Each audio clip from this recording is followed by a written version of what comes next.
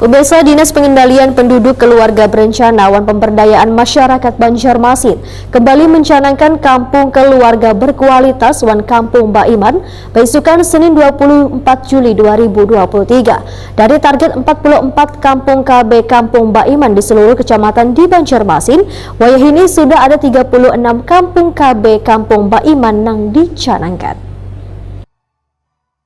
Dinas Pengendalian Penduduk Keluarga Berencana Wan Pemberdayaan Masyarakat Banjarmasin kembali mencanangkan Kampung Keluarga Berkualitas Wan Kampung Baiman besukan Senin 24 Juli 2023. Pencanangan yang dilaksanakan di halaman kantor Kecamatan Banjarmasin Selatan, Jalan Tembus Mantuil, Banjarmasin Selatan ini menyasar 3 wilayah, yaitu Kelurahan Mantuil, Kelayan Dalam, Wan Pemurus Baru.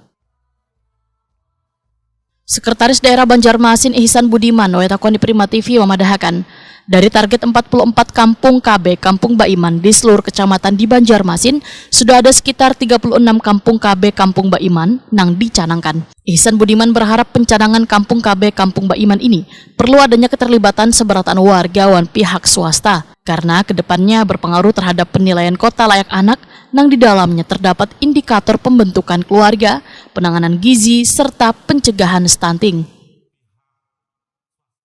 Jadi ada sekitar target kita ada 44 total ini.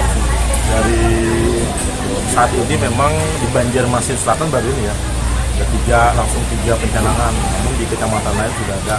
Ini juga akan kita usul di beberapa lagi sampai terpenuhi di 44 sesuai dengan target dari Kementerian Dalam Negeri tentang pencanangan Kampung KB Kampung Baiman.